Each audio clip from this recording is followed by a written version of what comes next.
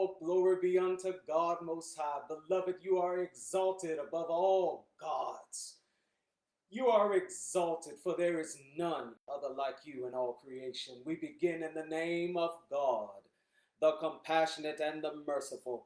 All praises be unto the Most High God, the Lord of all things, all creation, all existence. You are the compassionate and the merciful. Master of the day of judgment, you alone do we worship. From you alone do we seek our help and our refuge. Guide us on the straight path, the path of those whom thou hast blessed, not those who have incurred your wrath, or those who have been led astray. Peace be unto you, beloved. Here we are again, the Ubuntu Fellowship Assembly. I'm happy to be here. I hope that y'all are doing all right on this beautiful Sunday. Today, we will talk about the common ground of Sufism and Buddhism. All right, so I have a book recommendation for those who wish to look further into it. We got What the Buddha Taught. All right, great book for those who are wishing to find out more about Buddhism. So the thing about Buddhism is that Buddhism does not ascribe to a belief in a particular god or a deity. Their entire mantra is about knowledge of self, elimination of the ego, and elimination of suffering. Okay? That is at the core of Buddhist teaching. Okay? So where is the common ground in Sufism? So Sufism, I have shared with you before, the type of Muslim that I am is a Sufi.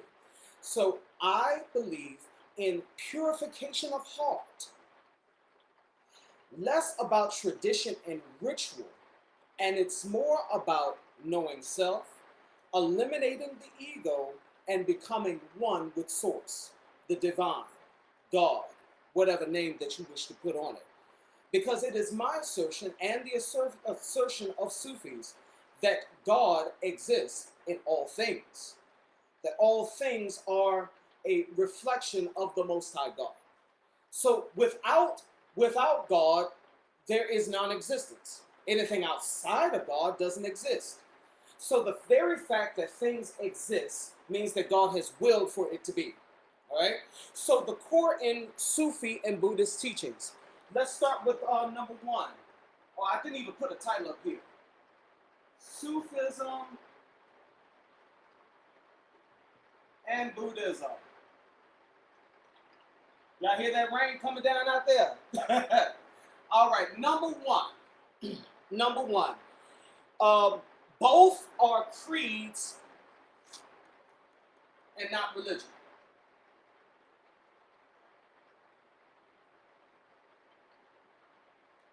Creed, in other words, it's a way of life. Okay? It's a way of being. Okay? All right, so neither Buddhism nor Sufism are about dogma or converting anyone. Okay? The importance of it is journeying inward, giving tools for awakening. All right? Both Sufism and Buddhism ask the question, who am I beneath the story? I think that we all can identify with that, right?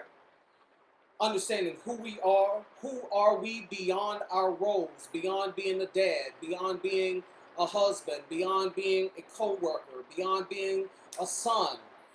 Who is at the very core of me? Okay? So both Sufism and Buddhism, they highlight mindfulness and compassion, not just as virtues, but as sacred technologies for awakening. All right? So I have shared with you before, I am a mental health counselor. That is my part-time job. You know, I do nursing full-time. And my approach in counseling is through mindfulness. I am a mindfulness-based counselor. So what is mindfulness? Mindfulness says that my power is in the now. Not thinking about what happened, not thinking about what will happen, but my power is in the now.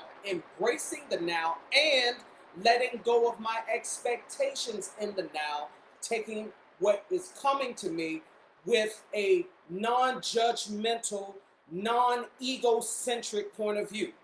The ego is my self-identity. It is the part of me that wishes to hold on to identity and construct some level of persona with it. Ubuntu means I am because we are. So the ultimate truth of it all is that there is no me or you.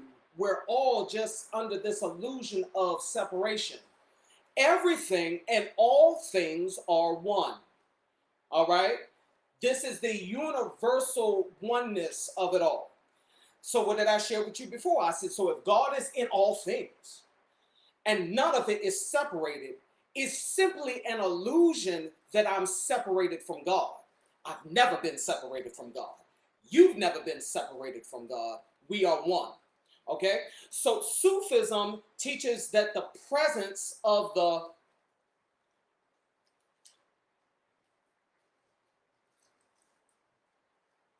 and I want to spell this right, the Muraqabah. Okay?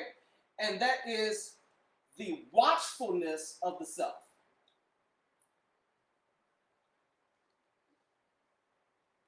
Being honest with yourself. Sometimes I can be a little selfish sometimes. Sometimes I don't always get it right. Sometimes my ego does get in the way. And Sufi teaching says, I must purify my heart. I'm not caught up in what type of ritual you do or how you pray, or if you're praying in Arabic perfectly, or if you're reciting each prayer correctly. I'm not worried about that.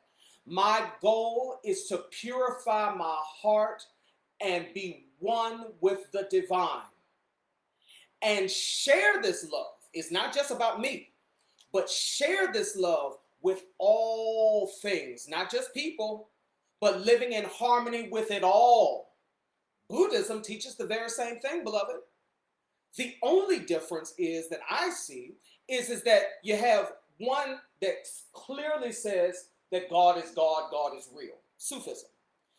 Buddhism, the Buddha denied even affirming or denying the existence of God.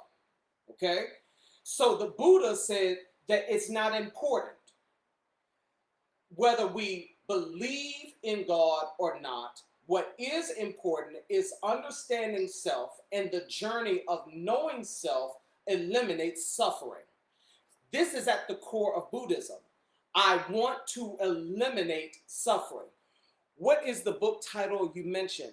It's called What the Buddha Taught, and it's by Wapola Rahula.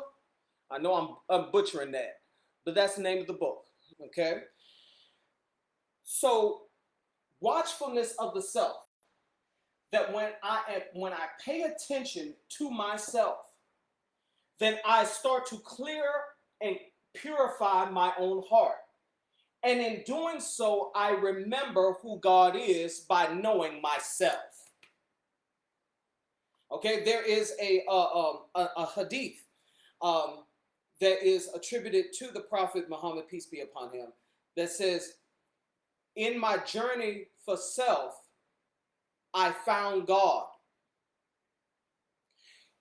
Truly understand. See, the biggest deception is teaching us that we had to look outside of ourselves to find the divine. The divine is always here. One of the names for God is Al-Haq, the truth, the real. And God is present in all reality, not just in our reality, every dimension, every universe, every fabric of existence that can even be conceived. And the truth is that the real God is unknowable. We can't put a form to God. And in putting a form to God, our ego wants to grab a hold of it. Because our ego wants to control and hold on to something. But truth be told, the only path to peace is learning how to let go. The way that you manage anxiety is that you have to release your ego. My ego says I can control everything that's in my in my world, in my sphere. I have the ability to manipulate anything. That's what your ego says. That I can control any outcome that I want. And God has not deemed for us to have this power. Because there are some things within existence that we cannot control. And we have to accept that. God grant me the serenity to accept the things that I cannot change. Courage to change the things that I can. And the wisdom to know the difference. The serenity prayer. Okay? God help me accept what I cannot change. But it doesn't stop there. It also says, and help me have the courage to change the things that I can. Isn't it crazy that we'll spend days upon days upon days worrying about what we can't control, but have fear on acting upon what we can't control? Ain't that something? Buddhism and Sufism says, hey, let it go. Let it go. The goal is to eliminate the ego. All right, so one of the popular Sufi writers, he had said, you have to die before you die. I gotta try and find that quote here. I have all these notes. Let's talk about, let me go back, stay on topic here.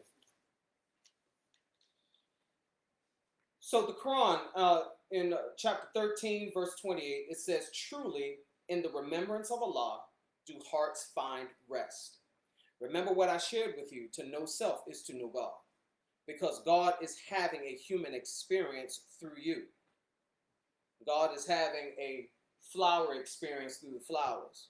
God is having a water experience through the water. It's not just limited to human beings. All that is a reflection of God. All of it emanates from God. All of it. And so my goal is to be less self-centered and more in harmony with all that is. Guess what? The Buddhists practice fasting as well. They practice meditation as well. And like I said, I am a mindfulness counselor. So, and a lot of my fellow counselor buddies, they, I guess they kind of look at me as like a hippie, I guess. But I have found that it works. It works with breaking addiction. It works with breaking yourself out of depression. It works with breaking yourself out of anxiety. I have to release. I have to release and be present in the here and now. Because me constantly worrying about what happened and what's coming robs me of my joy in the present. Be here, be now. Okay? So in Sufism, we do a thing called dhikr.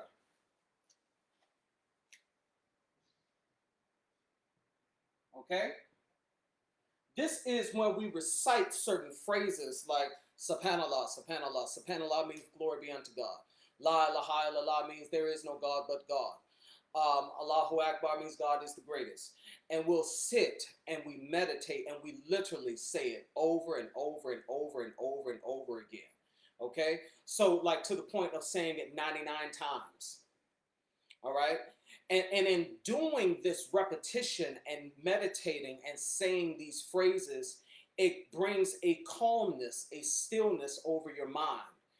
In the remembrance of God, there is no God but God. Only God is God. I am not God. I do not have the power to control everything the way that I want it to. Here's another thing, beloved. As-salam, I love this work that you are embarked upon. May the Almighty cause your efforts to flourish and be of benefit to the masses. Walaikum salam, Brother Greg. Thank you so much. I appreciate your words. Absolutely. And so in reciting and repeating these words over and over again, I can attest to it for myself. This is one of the ways that I came off of my anxiety medication. Now, do I have something in the case of an emergency if I have a panic attack? Absolutely, but I haven't had to take that for a while. Because when I sit and I meditate, there is no God but God. There is no God but God. You are God, I am not God. And the illusion of it all, we don't have free will. Our will is constrained by the Almighty God. We don't have the ability to undo karma or the law of sow and reap. We don't get to undo what goes around comes around just because we got something bad back. We don't get to make someone love us. See, free will says that my will can be enacted upon anything at my will. And we don't have that. We do have freedom of choice. Okay? And this is a part of the ego annihilation that has to take place. All right? So even if you take the title of Sufi and Buddhist off of it entirely, this is a truth that we even affirm in psychology in the approach of counseling. You have to learn how to let go. Now, you can be stubborn if you want to, trying to control everything around you, and you're going to end up frustrated and depressed and overwhelmed because you're going against God's law. I'm not supposed to be in control of everything. And so the only path to peace is learning how to let go and embrace what's in front of me and make lemonade out of these lemons. Because sometimes there's no plan. Sometimes there's no deeper purpose. Sometimes suffering is just suffering. And that's the ugly truth of it all. And people want to make things so deep. Sometimes suffering is just suffering. So since suffering is in front of us, what do we do with it?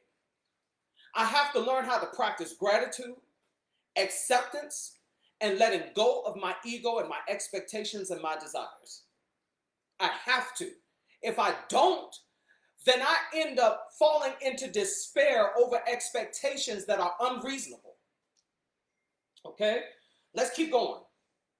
Remembrance of what's true, eternal, and what's already inside you is at the core of Buddhist and Sufi teachings.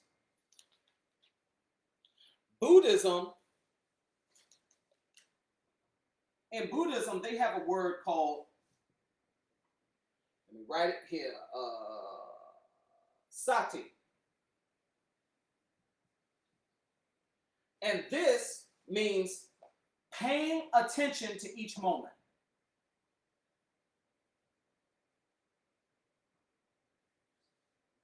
To each moment.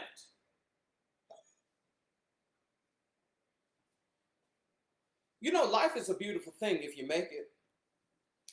Life in and of itself does not have purpose. I know that's going to scare some people there. Life in and of itself does not have purpose.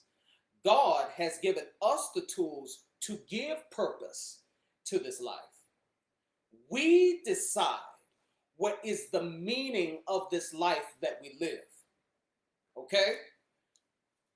I said this in a few months ago, and I'll say it again. When you're born, it's like having a blank sheet of paper. It's blank. God gives you a marker, a pen, a personality, of gifts, of traits, of abilities, of knowledge, and remembrance that allows you to give color to the blank canvas of your life. And you have that power, but you do not have the power to control things that are outside of you. And God has willed for that to be.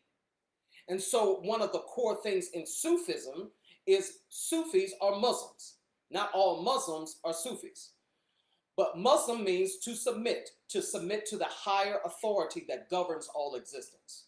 I'm not supposed to be in control of everything. I'm not supposed to be in control of everything. And me trying to control everything goes against the will of God, and it causes suffering. Okay? Let's keep going, because I know time is of the essence here. Where is it?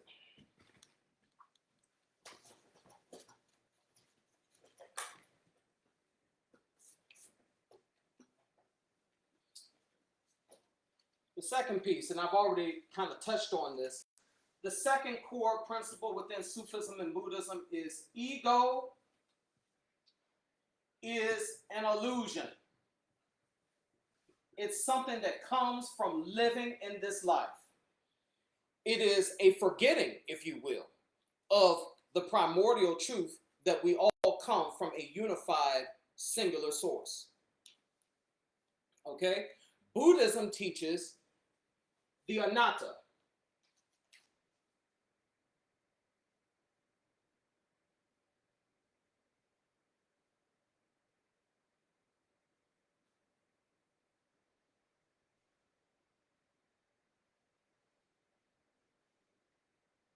The non-self.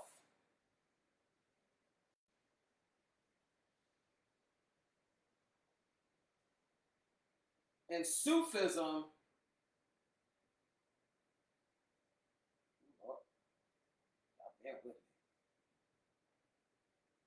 teaches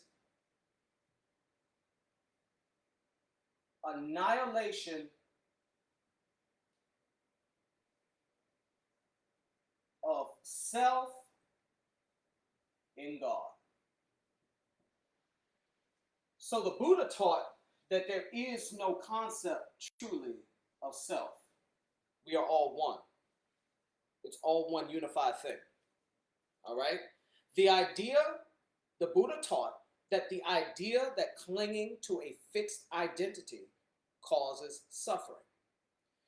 That the truth is that who you are, the identity that you had as a child, is different than the identity that you have now.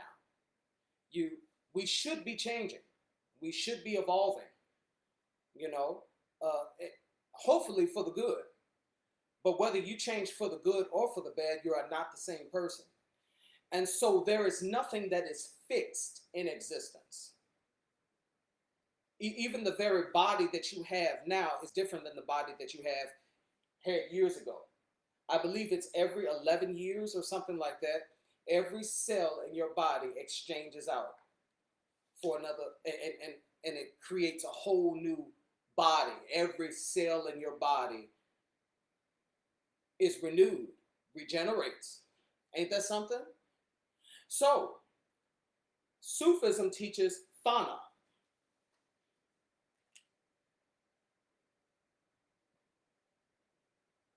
Thana, the annihilation of self in God. So have you ever seen the dervish Sufis? They'll spin around, around and around and around and around and around. And it's a form of meditation for them. Now look, I tried to spin around. I tried that one day. Baby, hit the floor. Because, at first I started feeling good because it's like, you're dizzy, but it's like you're not dizzy. It's like, and you close your eyes. But the minute I stop, anyway, they swirl like that because it's an act of meditation to remind me, I am not here by myself. I am a part of a rich tapestry of all existence, and all that is God.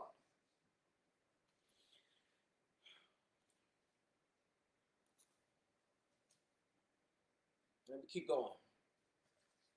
See if I can wrap this up in 30 minutes.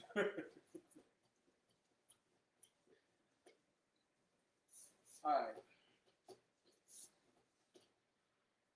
You got the last thing on the other part with the ego is illusion. Sufism teaches thana, the annihilation of self in God. True peace comes when the self dissolves into the divine. You die before you die. Two common principles in Sufism. In Sufism, which is Islamic mysticism,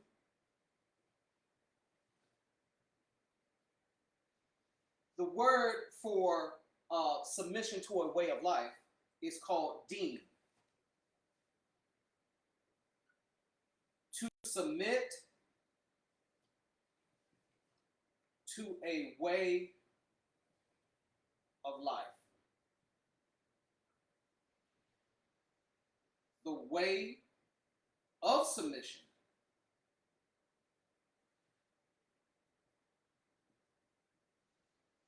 to the divine will.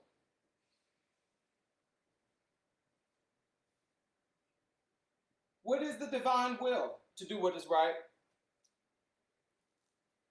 to obey what is true, to not be selfish. See, there's an inner knowing of truth. Nobody has to convince you. Nobody has to convince you of what the truth is. There's an inner knowing of truth. I do what is right. Don't be selfish. Be loving. Champion justice. Protect the vulnerable. Do what is right. Live in harmony. Have balance. Be charitable. Take care of your body. Do what is right. This is the divine will. Okay? Even if you don't want to put divine in front of it. What is right? What is right? What is the right thing to do? Once I find what is true, I know what to do. Carry it out and submit your emotions and your opinions, and it doesn't matter. You submit to it. And when you submit to what is right and what is true, you have peace. Both Sufism and Buddhism teach the same thing. So when we talk about, whenever you hear a Muslim say deen, they're talking about submission to a way of life, our way of life, our way of being.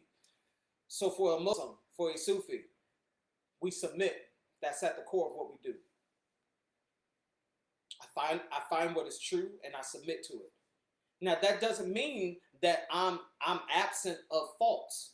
This does not mean that I'm going to always be perfect in everything that I do. It does mean that I have a commitment to staying on this path, the deen. Buddhism.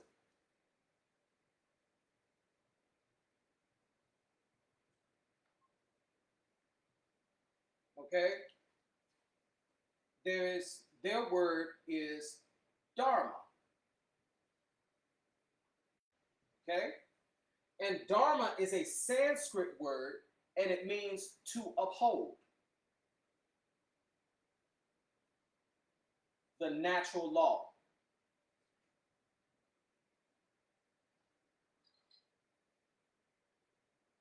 Cosmic order. Righteous path.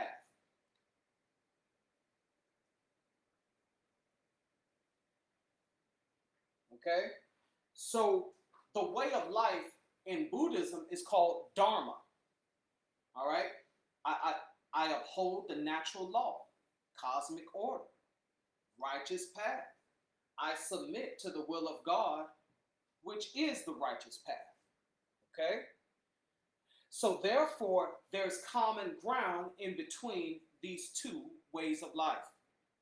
And any time that we see parallel truth reflected in different parts of the earth, I believe that this is the will of God.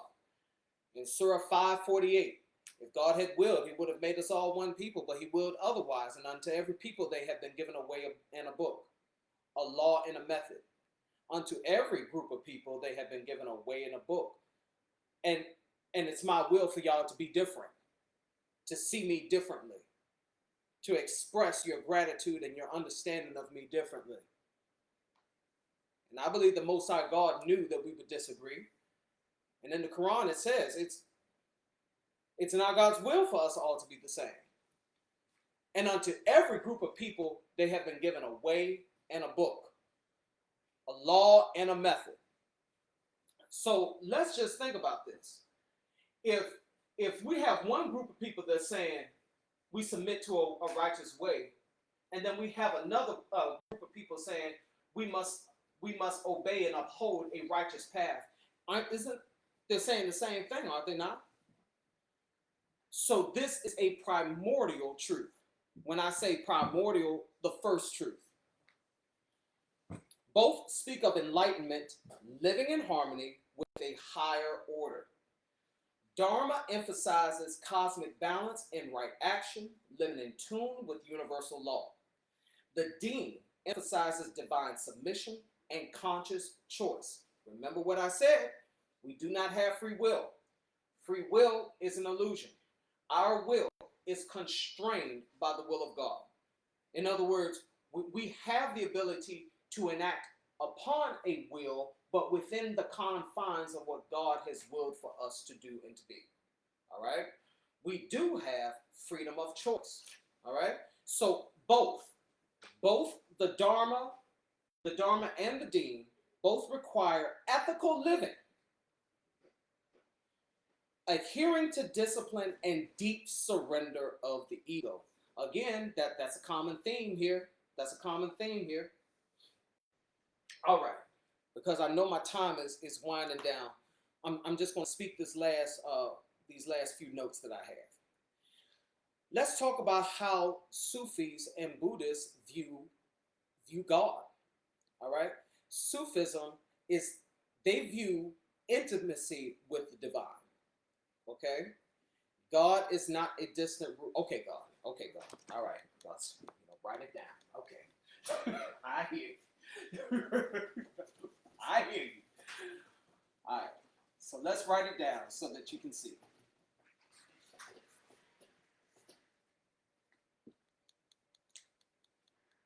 How do Sufis and Buddhists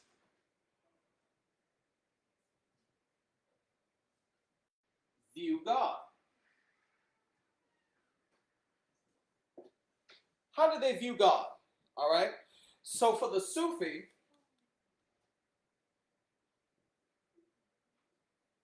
it's intimacy with the divine.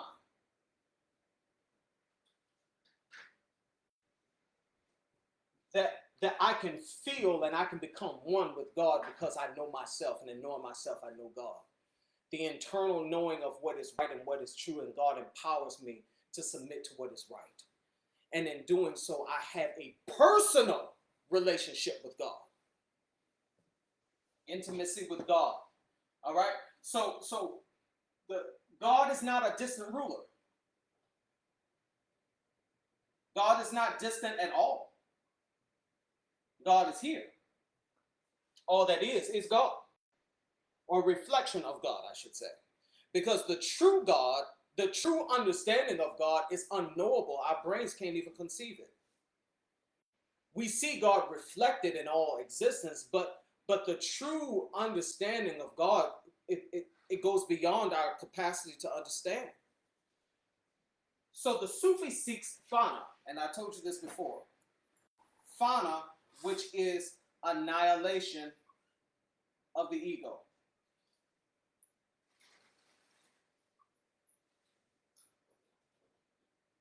All right? To dissolve the ego and merge with the divine presence, which is also known as the baka.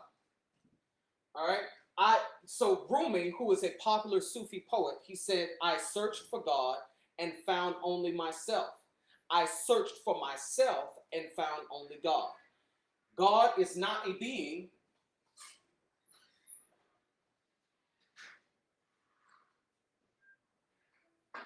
But is being itself. Another way that it can be said is that God is not a deity within existence. God is existence itself. All right? The very isness of all that is God. All right? God ain't out there somewhere. God is here. God is here.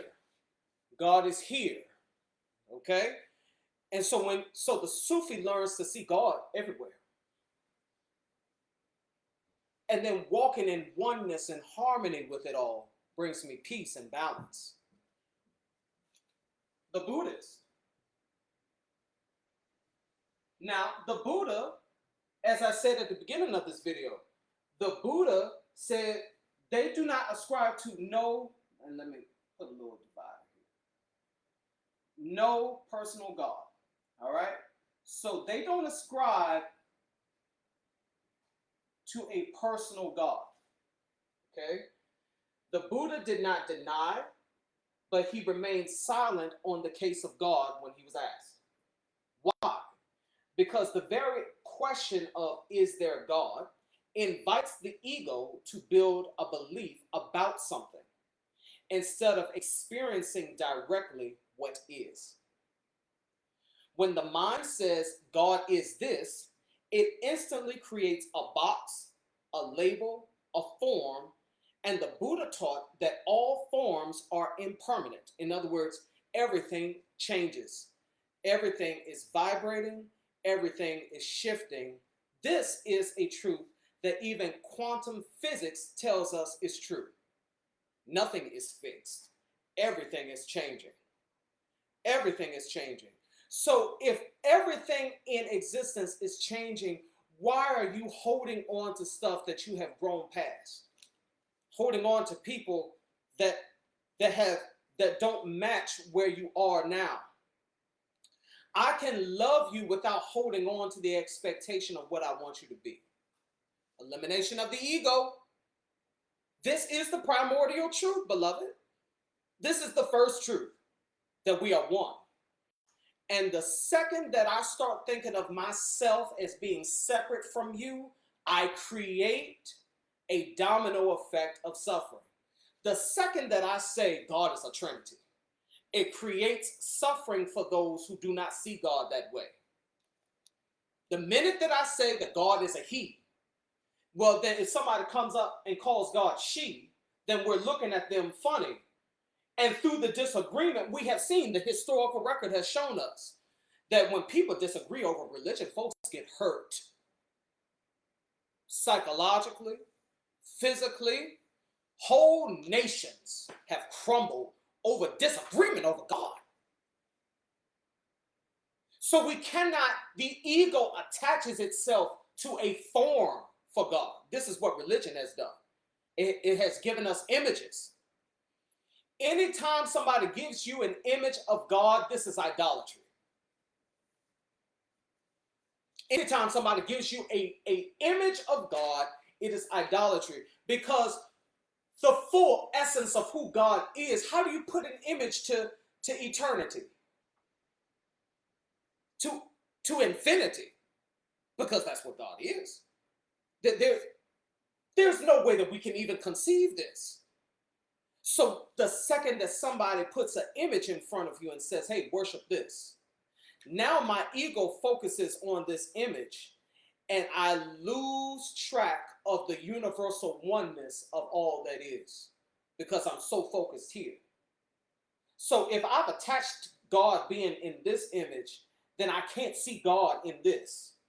And then I miss out on the harmony that can be. So, the Buddha taught that all forms are impermanent, including mental constructs. In other words, even thoughts change. The thoughts that you had this morning are different than the thoughts that you have today. The way that you thought 10 years ago is different than the thoughts that you have today. Okay? So, the ego loves to possess truth. But enlightenment isn't about possession. It's about releasing all attachments, even your idea of the divine. The ego wants to control, and it does this by defining, claiming, and clinging even to the image or understanding of God. So we have to let go. The totality of God I'll never know, but I know that you're here. The unknowable God is still knowable through personal interaction and knowledge of self. So I am a fractal of God in the infinite tapestry of all existence that is God. So God isn't outside of me, God is here. So if I want to know the truth, I just need to sit in silence and just meditate for a little bit. And truth will come to you. I can attest that this is true. I don't need no tarot cards. I don't need no crystals, and I ain't shading nobody that does that. But I don't need these different vehicles. Just sit, clear your head out, and breathe. So I have a Buddhist group that I go to at work, and the chaplain that leads the group, the way that he taught me, because I had not done silent meditation until I started attending the Buddhist group at work. And he said, just breathe, just concentrate on your breath. And it worked. Just and just let go and just breathe. I think a lot of people, they struggle with silencing their mind because the ego wants to hold on to what I want, to my desires. I'm about to sound like Yoda here. Holding on to desires, to what you want, is the path to the dark side. My question should be, God, what do you want me to do? Not my will, your will be done. I wish to be pleasing to you. I want to be one with you. I don't want my ego to get in the way of me worshiping you fully, wholly, and sincerely. I don't want to get in my own way. I am not God. La ilaha illallah. There is no God but God. You are God. I am not God. Help me walk in oneness with you so that my expectations of things and situations and of people don't rob me of the joy that you want me to have. Sufism doesn't reject the idea of God, but it refuses to put God into a box because the truth of God, the essence of who God is unknowable. Last thought here. Okay? Final thoughts. Love is at the crux, it's at the foundation of both Buddhism and Sufism. Sufism, okay, God, I hear you. All right. You write it down.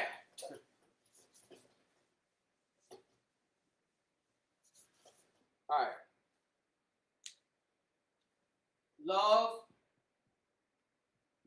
is the root.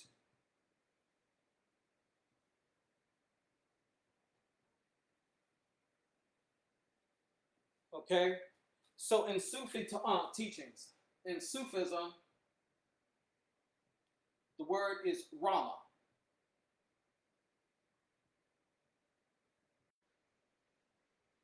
And this means mercy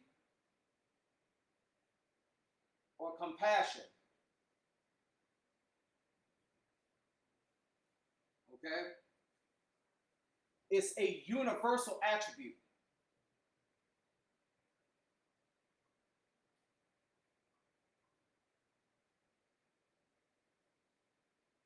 And it encompasses all things.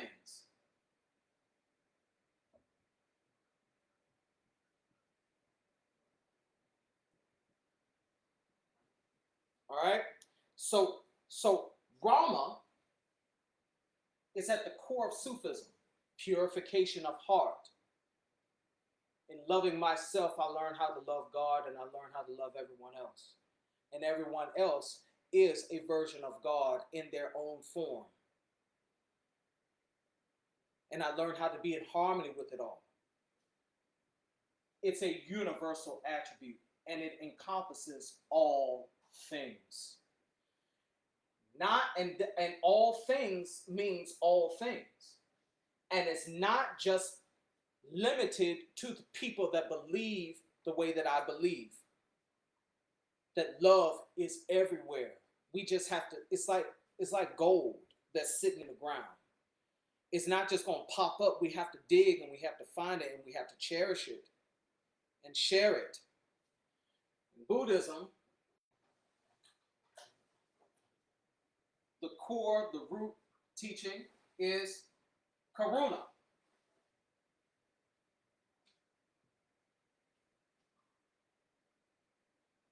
Which means compassion is the root or base, starting point for enlightenment. If I do not walk in love, I cannot ascend to my highest self. And this is not always easy, because if somebody hurts me, what's my instinct? To protect the ego and lash back out. So sometimes walking amongst toxic, manipulative people and still learning how to let go of what they did to me and walk in forgiveness and love. It is one of the highest forms of submission and hardest forms of submission. Because you truly have to put your ego to bed when you know that somebody has mistreated you, and resist the urge to repay evil for evil. And I'm going to be honest with you. I still have to practice daily doing that. So, the Sufi, love is the root of both Sufism and Buddhism. Rama means mercy and compassion, and it's a universal attribute that encompasses all things. Buddhism, while they may not call God God, they believe that there is a higher order that we must submit to in order to eliminate suffering. Through the corona, we have compassion as the foundation of my ascension to my highest self. Okay? Both Buddhism is about eliminating suffering through mindfulness meditation in the here and now, so that I release my ego's need to control what happened and what will happen, but embrace what is in front of me, wholly.